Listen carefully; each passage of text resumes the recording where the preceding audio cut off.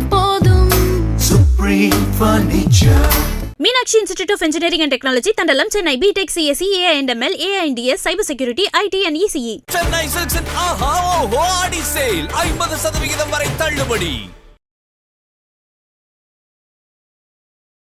ஆறுல குளிச்சு நிறைய நாள்ல மீன் பிடிச்சு அங்க சுட்டு சாப்பிட்டு காடு முழுக்க நடந்துட்டு எவ்வளவு சாப்பாடு சமைச்சு வச்சாலும் பத்தாது. உணவுல அப்படி காடே பேரமீதியா இருக்கும்போது முழுக்க மின்மினி பூச்சியா இருக்கிறது, பிலிம்ப வாங்கி சேகரிக்கிறது, தீப்பெட்டிகள் சேகரிக்கிறது, வித்தியாசமான கலெக்ஷன் தீப்பெட்டிகள் தீப்பெட்டி தானே பெரும்பாலும் சீட்டுக்கட்டா இருந்தது. ஆனா பெண் குழந்தையா இருந்தனாலையும் என்னமோ விளையாட்டில் கூட வேலை செய்யறதா தான் இருந்தது. நீங்க 1000 பூ கட்டி கொடுத்தீங்கன்னா 10 காசு கிடைக்கும். 10 காசு? ஆமா, 1000 பூ கட்டி கொடுத்தீங்கன்னா 10 காசு. பூ கட்ட உட்காருவோம். குறும்புத்தனமான வேலைகள் செஞ்சுட்டு அடி வாங்கின அந்த சுவாரஸ்யமான விஷயம். பெரும்பாலான திட்டுத்தனம் எங்க நடக்கும்டா என்கிட்ட, எங்க அம்மாவுக்கு நீ டான்ஸ் ஆடக்கூடாது. ஓ, எனக்கு டான்ஸ் தான் உசுறு. சொல்லாம டான்ஸ்ல சேர்ந்துட்டு அப்படின்னு சொல்லி நீங்க எதிர்பார்த்திருக்கவே மாட்டீங்க அப்படி ஒரு தண்டனைய. பச்சை மிளகாய் 2 கிள்ளி கண்ணில வச்சு தேய்ச்சிட்டாங்க அம்மா.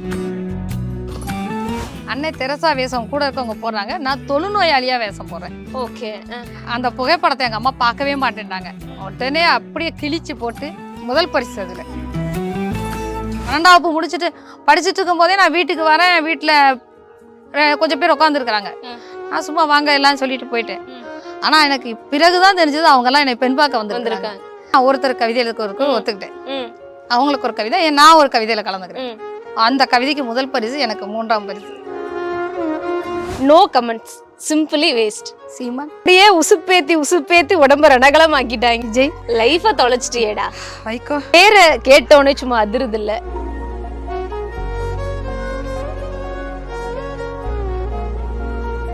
அரசியலுக்கு அப்பால் சில விஷயங்கள்லையும், அரசியலையே கொஞ்சம் ஜோவியலான சில விஷயங்களையும் பேசலாம் அப்படின்னு. இப்போ அரசியல் வாழ்க்கைக்குள்ள வந்தாச்சு. திருமணத்துக்கு பிறகாக சிவகாசி அப்படின்னு சொல்லிட்டு காடுகள்ல இருந்து உங்க வாழ்க்கையை விட்டு இங்க வந்திருக்கீங்க. அந்த காலம், அது அந்த காலம் தான்ப்பா, எவர் கிரீன் அப்படின்னா என்ன சொல்லுவீங்க? பள்ளி விடுமுறை 3 மாதமும் எஸ்டேட்ல போதுதான் தங்குவோம். அப்போ பாத்தீங்கன்னா காலையில எந்திரிக்க, காடுகளுக்குள்ள வேலையாளர்களோட போய் படம் எடுக்க, எல்லா வேலைகளும் செய்ய, திருப்பி கிளம்பி போயிடுவோம். எல்லாரும் துணி மூட்டையெல்லாம் தூக்கிக்கிட்டு ஒரு பள்ளத்துல ஒரு சொனை அப்படி விழுகும். தண்ணி விழுந்துட்டு இருக்கிறத வாழை மட்டையை வச்சு உள்ள சொருகிட்டோன்னா அப்படி நல்லா பைப் மாதிரி விடுவோம். அந்த அந்த அந்த குளிரில் அந்த தண்ணியில் அப்படி குளிச்சுட்டு எல்லா வேலைகளும் முடிச்சு, அப்புறம் இன்னும் கொஞ்சம் கீழே போனோம்னா ஒரு பெரிய ஆறே இருக்கும். ஆறுல குளிச்சு நிறைய நாள்ல மீன் பிடிச்சு அங்கே சுட்டு சாப்பிட்டு அப்படி திரும்பி வந்த காலங்கள்லாம் இருக்கு. அப்படின்னா அந்த காடு முழுக்க நடந்துட்டு எவ்வளவு சாப்பாடு சமைச்சு வச்சாலும் பத்தாது. ஒரு சாப்பாடு ஒரு குழம்பு தான், பத்தவே பத்தாது. அவ்வளவு அந்த தண்ணிக்கு இல்லை நம்ம உழைப்புக்கு அது ஒரு பெரிய விஷயமா இருக்கும். அந்த காடுகளுக்குள்ள தெரிஞ்ச நாட்களை மறக்கவே முடியாது.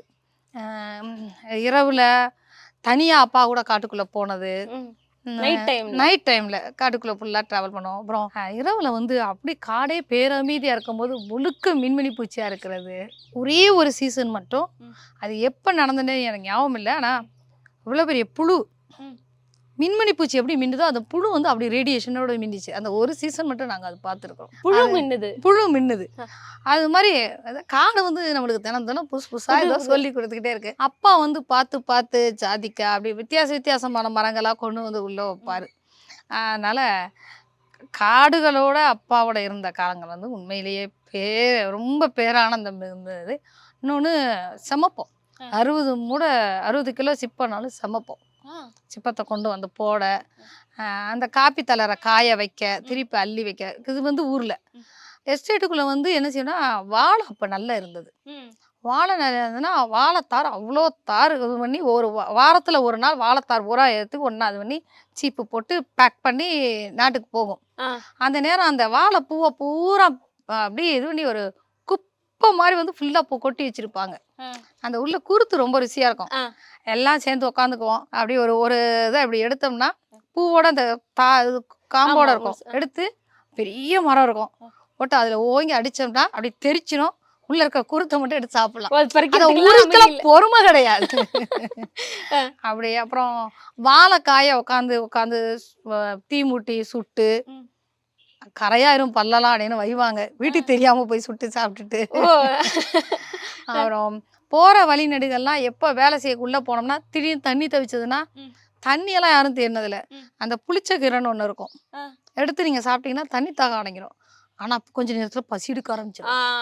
அப்படி இப்படி சாப்பிட்டுட்டு அப்படியே அப்படியே அது ஒரு வாழ்க்கை. காடுகளுக்குள்ள பயணம் பண்ணின அந்த வாழ்க்கை. அதாவது நீங்க யாரோடையும் எங்களுக்கு தோதடிக்க வேண்டிய யோசனை இப்ப வந்து அதுதான் நான் நிறைய கம்பேரிட்டிவ் தானே உங்களுக்கு பெரிய பிரச்சனையே. நான் உங்களுக்கு இன்னொருத்தர் பிரச்சனையா இருந்ததுக்கும் காரணம் அதுதானே. ஆனா அது இல்லாம இருந்த ஒரு உலகம். நான் பொதுவா சொல்லுவேன் எல்லாருக்குள்ளயும் ஒரு இளவரசி காலம் ஒண்ணு இருக்குன்னு. அது அந்த இளவரசி காலம் உங்களுக்கு அதான் இருந்தது. விளையாட்டுகள் இப்போ இருக்க அந்த 2K கிட்ஸ்னு சொல்றேன், இப்போ இருக்க ஜெனரேஷன்ஸ்க்கு வந்து நாங்க விளையாண்ட இந்த செல்லிக்கோடா இருக்கட்டும், இந்த கல்லாங்காய் விளையாட்டுகளா இருக்கட்டும், அதுவே இப்ப தெரியல. பல்லாங்குழி தாயை கட்டினாலே இப்ப என்னன்னு கேட்க பல்லாங்குழி எல்லாம் யாருக்குமே தெரியாது. அந்த காலத்துல பிள்ளை பெரிய ஆளானோடனே பல்லாங்குழி வாங்கி கொடுப்பாங்க. எனக்கு இந்த விளையாட்டுன்னு போது எங்களுடைய ஒரு ஐயம்மா ஒருத்தவங்க இருந்தாங்க. அவங்க வந்து ஒரு பள்ளிக்கூடம் வச்சு நடத்திட்டு இருந்தாங்க. அவங்க என்னோட விளையாடுவாங்க. ஆனா எப்பயுமே தோப்பாங்க. எப்பவுமே அவங்க தோப்பாங்க. நம்ம ஜெயிக்கணுங்கிறக்காவே விளையாடுவாங்க. நான் வந்து அது இன்னைக்கும் என்னுடைய நிறைய கதைகள்ல கூட நான் அதை கொண்டு போயிருக்கிறேன். ஒருத்தர் ஜெயிக்கணுங்கிறதுக்காக 100 ஆள் விளையாடுறது, நம்ம எல்லாருமே ஜெயிக்கிறதுக்காக தான் விளையாடுறோம். ஆனா 100 ஆள் ஜெயிக்கட்டும்னு ஒரு விளையாடுற ஒரு மனநிலை இருக்குல்ல, அந்த மனநிலை தான் நான் எப்பயும் வச்சுக்கணும்னு நினைக்கிறேன். ஏன்னா நம்மளை சுத்தி இருக்க எல்லாருமே ஜெயிச்சிருந்தாங்கன்னா நம்மளும் சந்தோஷமா இருந்துரும். தோல்விகள் பெருசா இருக்காது. பல்லாங்குழி தாயம் விளையாடுறது எது விளையாண்டாலும் அவங்க தோப்பாங்க. அதுக்கப்புறம் பிள்ளைகளோட சேர்ந்து விளையாண்ட காலங்கள்னா எல்லாம் கும்பலா சேர்ந்து சமைச்சு விளையாண்ட காலம்லாம் இருக்கு.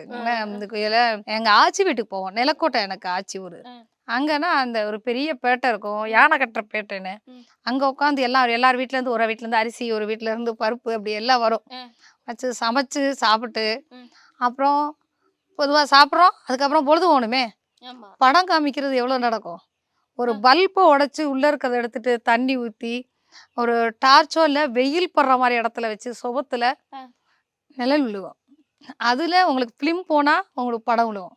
அல்லது ஒரு சொட்டு மை விட்டீங்கன்னா அப்படி அது உள்ள விழுந்து அப்படி பெரிய அது அன்னைக்கு ஒரு பெரிய பிரம்மாண்டம். இல்ல நான் பார்த்தது இல்ல, கேட்டது நீங்க சொல்றது எனக்கு ஆச்சரியமா தான் இருக்கு. பல்ப்ல உள்ள இருக்கிறதெல்லாம் எடுத்துட்டு தண்ணி வெயில் படுற இடத்துல ஒரு வீட்டுல எனக்கு நல்லா ஞாபகம் இருக்கு. அந்த வீட்டுல வெயில் உள்ள வாசல் வழியா வெயில் வரும், உள்ள நல்ல இருட்டு இருக்கும். அந்த சுவத்துல விழுகிற மாதிரி வச்சுட்டு மைய விட்டு பிலிம் விட்டு, இந்த பிலிமெல்லாம் இப்ப எங்க இருக்கு? பிலிமெல்லாம் எங்க இருக்கு? பிலிம்ப வாங்கி சேகரிக்கிறது, தீப்பெட்டிகள் சேகரிக்கிறது, வித்தியாசமான கலெக்ஷன் தீப்பெட்டிகள் தீப்பெட்டி தானே பெரும்பாலும் சீட்டுக்கட்டா இருந்தது. ஆனா பெண் குழந்தையா இருந்தனாலையும் என்னமோ விளையாட்டில் கூட வேலை செய்யறதா தான் இருந்தது. எங்களை வந்து ஆச்சி வந்து பால் வியாபாரம். நான் வந்து அந்த காலத்துல 100 பால் வாங்குறது பெருசு. எல்லாரும் கருப்பட்டி காப்பி தான் போடுவாங்க, இந்த காப்பி கடுங்காப்பி தான் போட்டு குடிப்பாங்க. 100 பாலும் ஒவ்வொரு வீட்டுக்கும் கொண்டு போய் கொடுத்துட்டு வந்திருக்கிறேன். இந்த கையில ஒரு 10 வாளி, இந்த கையில ஒரு 10 வாளி, ஒவ்வொரு வாளிலையும் 100 பால், சில இதுல தயிர் கொண்டு போய் வீடுகளுக்கு சேர்ப்பிச்சுட்டு வந்திருக்கிறேன். ஆச்சி வந்து 80 வயசு, தனிமையிலயும் அவ்வளவு வேலை பார்ப்பாங்க. நானும் எங்க அக்கா ஒருத்தவங்களும் போனோம்னா அவங்க போனோம்னா நாங்க அவங்களுக்கு அந்த வீடை பூராத்தையும் சுத்தம் பண்ணி கொடுத்தது பண்ணி. இன்னொன்னு நிலக்கோட்டையில பூ வந்து நீங்க 1000 பூ கட்டி கொடுத்தீங்கன்னா 10 காசு கிடைக்கும். 10 காசு? ஆமா, 1000 பூ கட்டி கொடுத்தீங்கன்னா 10 காசு. பூ கட்ட உட்காருவோம். அதெல்லாம் உட்காந்து அரட்டை ஜாலியா பூ காசு கிடைக்க போகுதுன்னு சந்தோஷம் அப்படி போகும். அடுத்து பக்கத்துலயே ஒரு கோயில் இருந்தது. கோயில உள்ள போய் நிக்கிறது, தினமும் திருவிழாவோட தான் ஒண்ணு போவோம். இங்க குளிச்சு ஈர உரையோட போய் அங்க இருக்கிற குழாயில குளிச்சுட்டு சாமிக்கு தண்ணி எடுத்து ஊத்துறது. இதெல்லாம் வந்து அன்னைக்கு ஒரு பெரிய சாமியும் வேண்டுதெல்லாம் இல்ல. ஆனா அது எல்லாரும் கும்பலா போறோம். அது ஒரு பெரிய கொண்டாட்டமா உறவுகள் ஒரு திரும்பிலாம் கிடைக்கும். அதே மாதிரி சின்ன வயசுல அப்பா கிட்டயோ அம்மா கிட்டயோ ஏதாவது ஒரு திருட்டுத்தனமான வேலை இல்லைன்னா ஏதாவது குறும்புத்தனமான வேலைக்கு செஞ்சுட்டு அடி வாங்கின அந்த சுவாரஸ்யமான விஷயம்? பெரும்பாலான திருட்டுத்தனம் எங்க நடக்கும்டா என்கிட்ட. எங்க அம்மாவுக்கு வந்து நீ டான்ஸ் ஆடக்கூடாது. எனக்கு டான்ஸ் தான் உசுறு. ஸ்கூல்ல நீ விடவும் மாட்டாங்க, நீ கண்டிப்பா டான்ஸ் ஆடணும். அப்ப ப்ரோக்ராம்ல சேர்ந்துருவேன். எனக்கு வீட்டுக்கு சொல்ல மாட்டேன். ஓகே. ஈவன் ஸ்கூல்ல வந்து ஸ்போர்ட்ஸ் டேல யூனிஃபார்ம் போட்டுட்டு லெசிம் பண்றது கூட எங்க அம்மாக்கு டான்ஸ். போகக்கூடாது அப்படின்னு. அது வீட்டுக்கு தெரிஞ்சு நான் வீட்டுல இருந்து அங்க ஸ்கூல்லயே என்னோட அக்காலாம் படிச்சாங்க, பெரியம்மா பொண்ணெல்லாம் படிச்சாங்க. அவங்க வழியா தகவல் வந்து சொல்லாம டான்ஸ்ல சேர்ந்துட்டேன் அப்படின்னு சொல்லி பெரிய கம்பெடுத்து அடி வாங்கின காலங்கள் உண்டு. நான் அப்பயும் ஊர் சுத்துற ஆளுதான் கொஞ்சம். நான் பக்கத்துல அப்பாவோட ஃப்ரெண்டு டாக்டர் ஃபேமிலி இருந்தாங்க. அவங்க எல்லாம் சேர்ந்து கரெக்ட் மேல ஏறுறதுக்குன்னு கிளம்புறாங்க. நானும் கிளம்பிட்டேன். அம்மாவுக்கு வந்து அம்மா இல்லாம போகக்கூடாதுன்னு. ஆனா நான் வந்து அவங்க முன்னாடி அடம் முடிச்சு ஆட்டி கிளம்பிட்டோம். போயிட்டு வந்த பிறகு இருந்தது நீங்க எதிர்பார்த்திருக்கவே மாட்டீங்க அப்படி ஒரு தண்டனைய. பச்சை மிளகாய் 2 கிள்ளி கண்ணில வச்சு தேய்ச்சிட்டாங்க அம்மா. பச்சை மிளகாயவா? நாங்க அவ்வளவு கடுமையான வளர்ப்போட. ஆனா அம்மா இருக்கிற வீட்டுல வந்து தங்கி இருக்கிறதுக்கு அவ்வளவு பேர் விருப்பப்படுவாங்க. உறவுகள் எல்லாம் வந்து இருக்க. நான் அம்மா கூட சேர்ந்து விளையாட, ஆட, பாட எல்லாம் இருக்கும். சாப்பாடு அம்மா வகையா செய்வாங்க. அப்படி எல்லாம் இருந்தது. அது ஒரு காலம். இப்ப எல்லாம் மாறி போயிடுச்சு. கல்லூரி காலத்திலே நடனம்ங்கிறது தொடர்ந்துச்சா? கல்லூரி காலத்துல ஆமா எங்க அம்மா கூட சொல்றாங்க, என்ன இங்க இருந்தா நான் சத்தம் போடுவேன், போட மாட்டேன், அங்க போய் இப்ப கொண்டாட்டமா ஆயிடுச்சு. ஆனா கல்லூரியில எப்படின்னா எல்லா டான்ஸ் ப்ரோக்ராம்லயும் நான் கலந்துக்குவேன். முதல்வர் வந்து திலகபாமா போறாங்கன்னா கூட துணைக்கு ஆள் அனுப்ப வேண்டியது இல்ல. He will take care of all thing. அவளை நம்பி வெளியே அனுப்பலாம் அப்படிங்கிற அளவுக்கு அனுப்புவாங்க. அப்ப அந்த ஒரு பெரிய செல்லம் இருந்தது எனக்கு. பட்டி வீரம்பட்டி டபுள் பட்டி இங்க வா அப்படின்னு முதல்வர் கூட. அப்போ டான்ஸு ஒரு முறை வந்து அன்னை தெரசா வேஷம் போட்டேன். அன்னை தெரசா வேஷம் கூட இருக்கவங்க போடுறாங்க, நான் தொழுநோயாளியா வேஷம் போடுறேன். ஓகே. அந்த புகைப்படத்தை எங்க அம்மா பார்க்கவே மாட்டேன்ட்டாங்க. உடனே அப்படியே கிழிச்சு போட்டு முதல் பரிசு அதுல. எவ்வளவோ வேஷம் இருக்கு, நீ ஏன் வந்து ஒரு நோயாளியா வேஷம் போட்ட அப்படின்னு.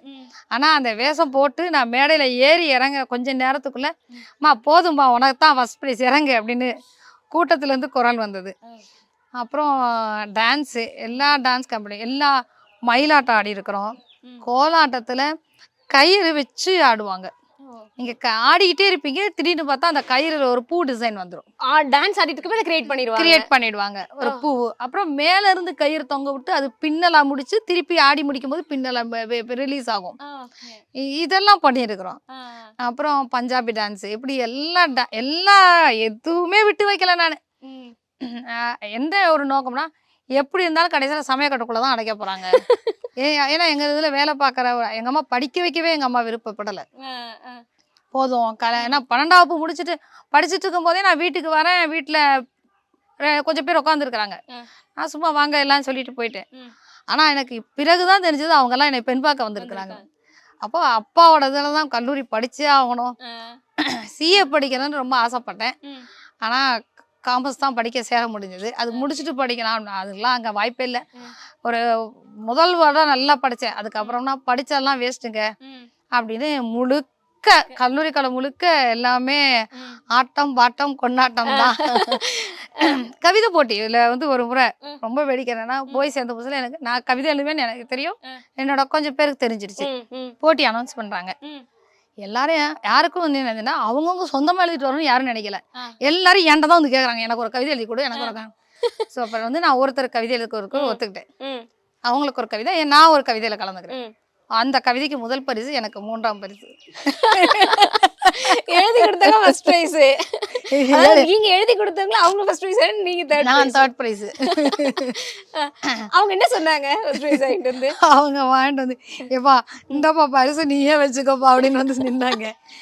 இல்லை வைங்க, இது ஒரு காலம் இருக்கட்டும் அப்படின்னு. அதே மாதிரி வெள்ளச்சம் நாடார் காலேஜில் வந்து இந்த கோலாட்டத்துக்காக போகிறோம். நான் பார்த்த விஷயம் வந்து அங்கே பசங்க பண்ண இதுதான். ஒரு குரூப் வந்திருந்தாங்க பசங்க.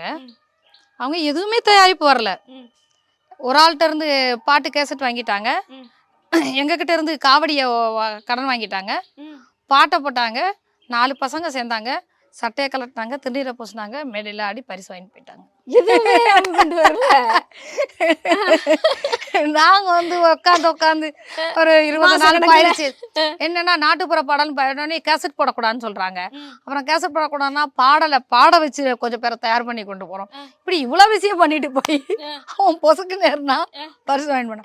ஓகே, பரிசு வாங்குறதுங்கிறது வேற தவிர ஸ்மார்ட் போயிட்டாங்க அப்படின்னு மாறுவேஷ போட்டிக்கு பரிசு கிடைச்சது.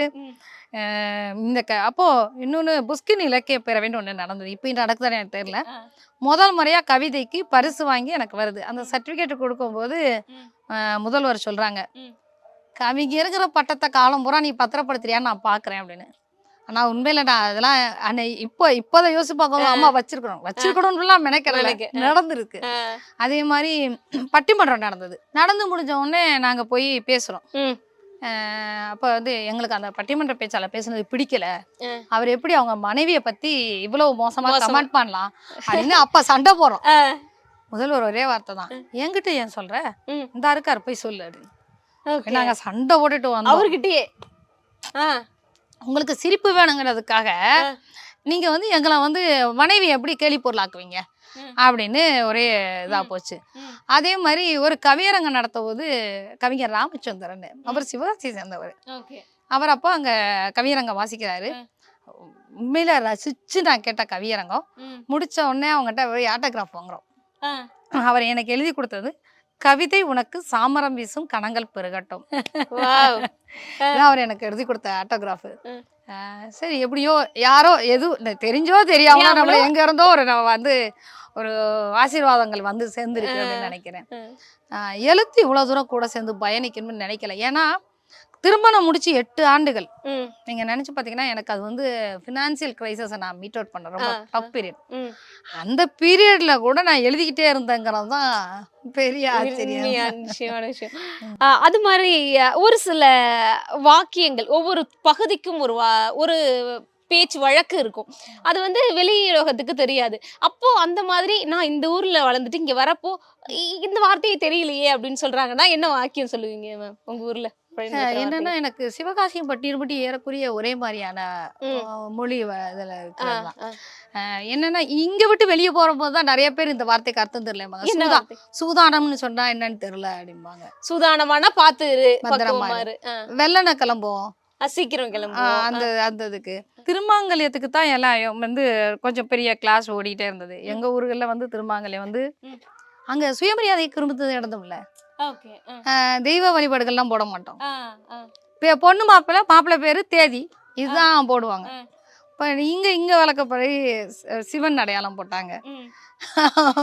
அப்புறம் நான் வந்து என்னுடைய மருமகளுக்கெல்லாம் அதே மாதிரி அவங்க பேரும் மாப்பிள்ளை பேரும் போட்டு போட்டேன். இதெல்லாம் வந்து இதுதான் அந்த ஊருக்கு வித்தியாசப்பட்டது. மொழி வந்து பெரும்பாலும் வந்து பட்டியூரம்பட்டி எங்கேயும் ஒரே மாதிரி தான், ஒரே மாதிரியான பழக்க வழக்கங்களும், சமுதாயம் ஒரே சமுதாயங்கள் அப்படின்னு எல்லாம் நாங்க வீடு பார்த்து பெண் பேசி முடிச்சது தானே. என் பிள்ளைங்க எல்லாருமே காதல் திருமணம். இப்போ நான் ஒரு சில டைலாக்ஸ் சொல்றேன். அந்த டைலாக்ஸ் வந்து யாரை ஞாபகப்படுத்துது, இல்லைன்னா இவங்களுக்கு இந்த டைலாக்ஸ் வந்து கரெக்டா இருக்கும் அப்படின்னு நீங்க யாரை சொல்றீங்கன்னு பார்க்கலாம். No comments, simply waste. Seeman. என்ன காரணம் மேம்?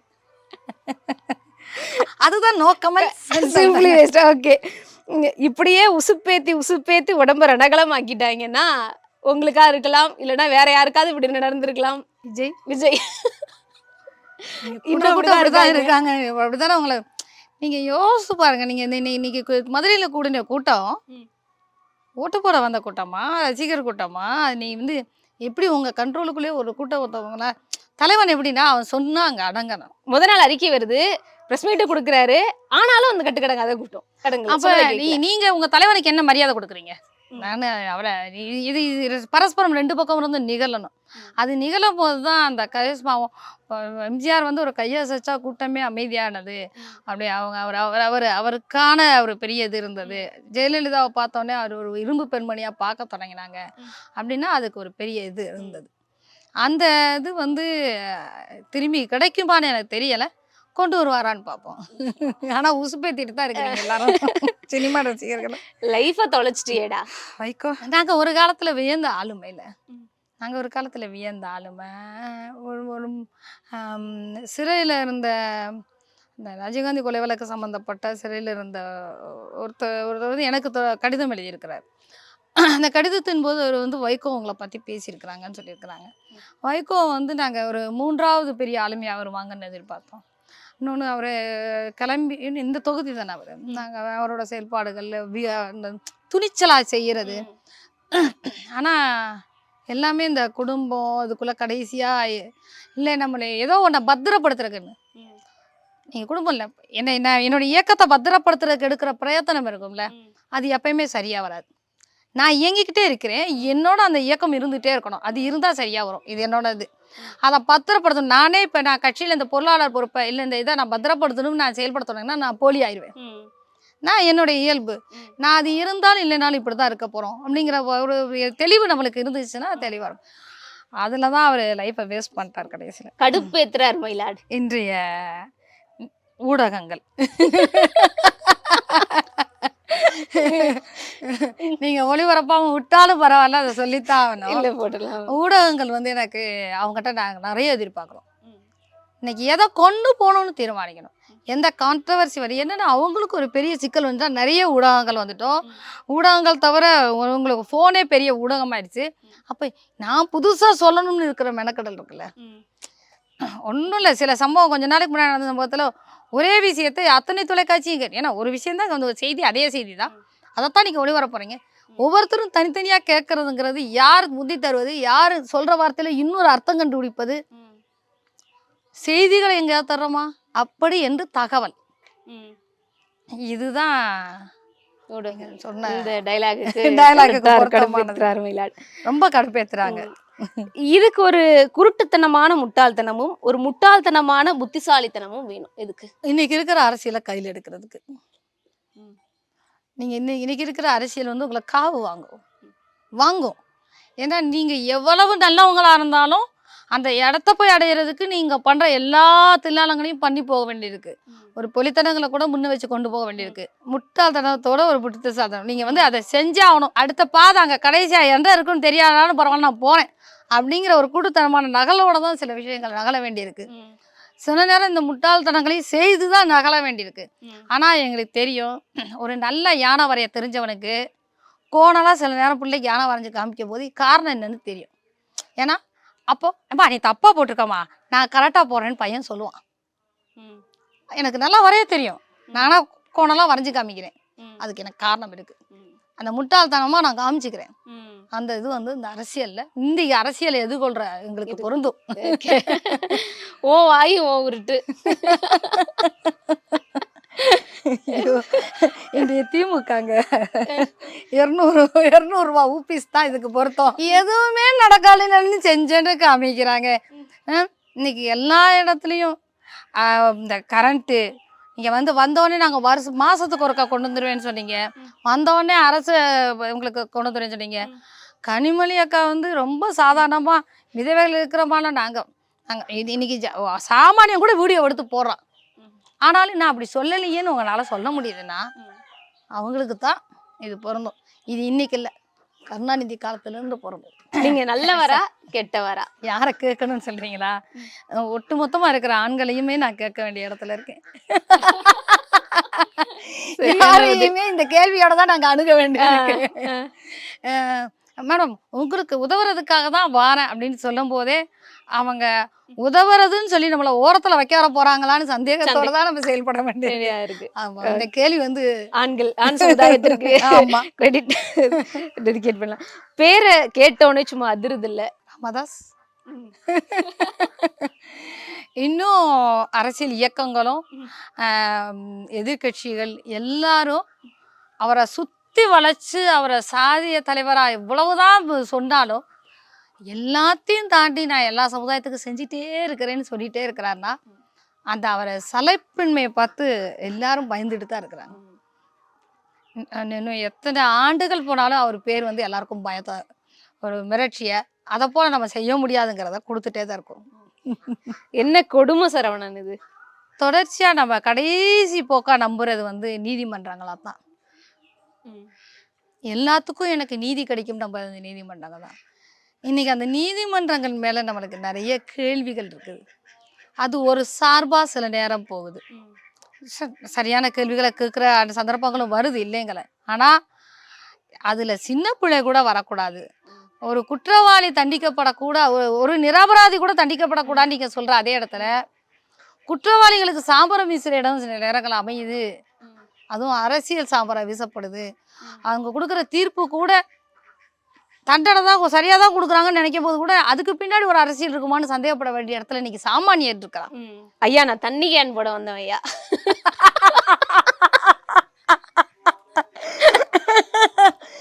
இது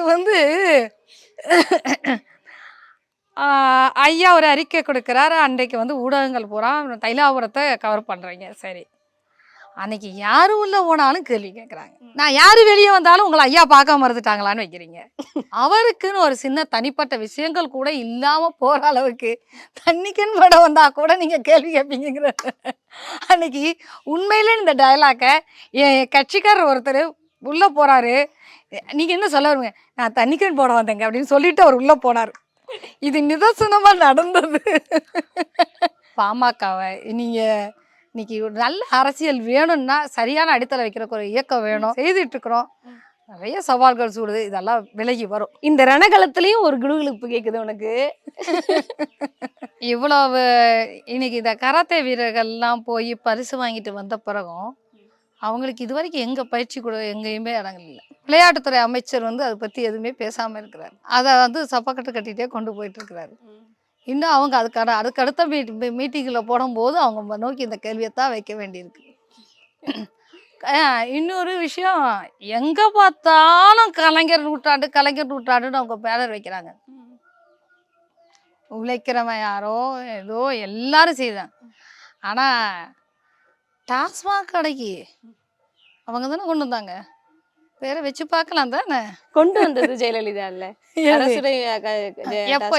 எப்போ முத ராஜாஜி எதிர்க்கும் போது மாட்டை தயவு செய்து திறக்காதீங்கன்னு சொன்ன போது மதுவிலக்கு இது பண்ணி கொண்டு வந்தது கலைஞர் தான். சோதிக்காதீங்கடா என்னைய. என்ன சொல்றது, எதையுமே நாங்க சோதனையா பாக்குறது இல்லையே. கண்டிப்பா மேம். அரசியலை தாண்டி ஒரு சீரியஸா பேசிட்டு இருக்கப்போ இவ்வளவு கிளவுகளப்பான உங்களுடைய பழைய நினைவுகளையும் எங்க கூட பகிர்ந்துகிட்டதுக்கு ரொம்ப நன்றி மேம். நன்றி அட்சயா. எங்கேயும் எப்போதும் Supreme Furniture. Meenakshi Institute of Engineering and Technology, Tandalam, Chennai, BTech, CSE, AI&ML, AI&DS, Cyber Security, IT and ECE. Chennai Silks and ஆஹா ஓஹோ ஆடி சேல் 50% வரை தள்ளுபடி.